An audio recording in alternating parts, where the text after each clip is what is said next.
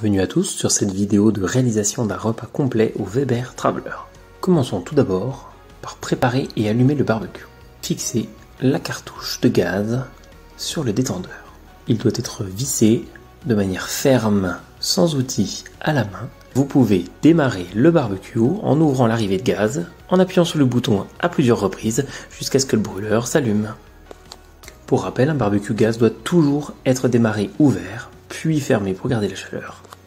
Pour cette recette pour environ 6 personnes, vous allez avoir besoin de sucrine, comptez globalement une sucrine par personne, un citron, des pommes de terre, de l'huile d'olive ainsi que du vinaigre balsamique, du sel, du poivre et de la poudre d'ail.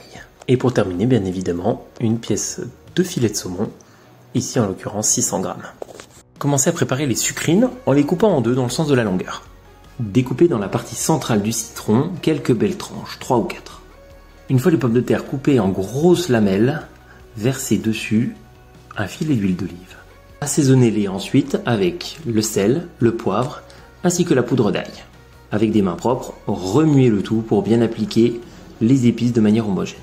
Pour l'assaisonnement du saumon, à l'aide d'un pinceau ou à la main, appliquez une fine couche d'huile d'olive avant de disposer, en saupoudrant, le sel ainsi que le poivre et recouvrir des quelques tranches de citron coupé.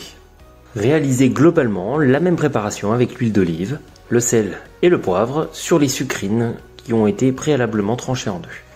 Les sucrines devront être disposées sur le barbecue en dernier en raison de leur temps de cuisson beaucoup plus court que les autres ingrédients. Dans cette recette, j'ai décidé d'utiliser une planche de fumage de cèdre permettant d'apporter, même dans un barbecue au gaz, un goût de fumée aux aliments.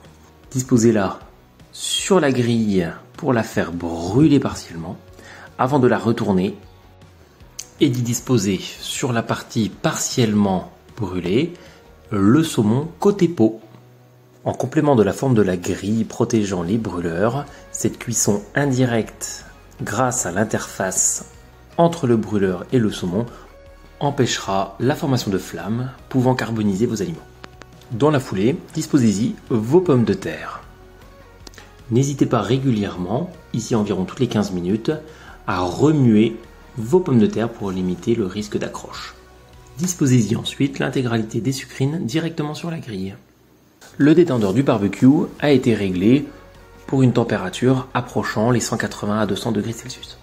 Au bout de 5 à 10 minutes, retournez les sucrines sur l'autre côté pour les faire griller uniformément. Une fois l'autre face exposée, vous pouvez en profiter pour appliquer une deuxième couche d'huile d'olive. N'oubliez pas de régulièrement mélanger vos pommes de terre. Comptez un temps de cuisson approximatif de 45 minutes à 1 heure avant que le repas soit prêt. Une fois la cuisson terminée, éteignez le barbecue en ramenant l'arrivée de gaz à 0. Fermez ensuite le détendeur avant de dévisser la bouteille dans le sens des aiguilles d'une montre.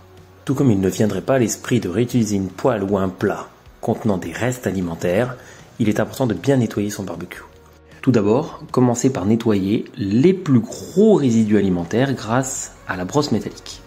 Elle peut être utilisée à l'horizontale ou à la verticale pour passer entre les grilles. Une fois cette étape réalisée, utilisez un décapant pour grille que vous pulvériserez directement dessus avant de laisser agir une trentaine de secondes. Puis frottez énergiquement la surface supérieure de la grille avec une brosse souple ou une éponge. Renouvelez ensuite l'opération de la même manière avec les 30 secondes de repos sur la face inférieure de la grille. Rincez à l'eau claire, appliquez sur celle-ci un spray de graisse protecteur limitant le risque de rouille de la grille.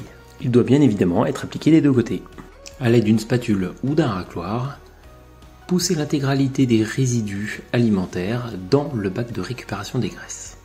Terminez ensuite le nettoyage de la cuve à l'aide d'une éponge et jetez les résidus qui ont été récupérés dans le bac. Pour l'entretien et l'aspect esthétique extérieur du barbecue, vous pouvez y vaporiser un nettoyeur d'émail. Celui-ci est à essuyer à l'aide d'une lingette en microfibre. En complément du couvercle, n'oubliez pas d'essuyer et de traiter de la même manière le dessous de la cuve. Votre barbecue est enfin prêt à être stocké pour la prochaine cuisson.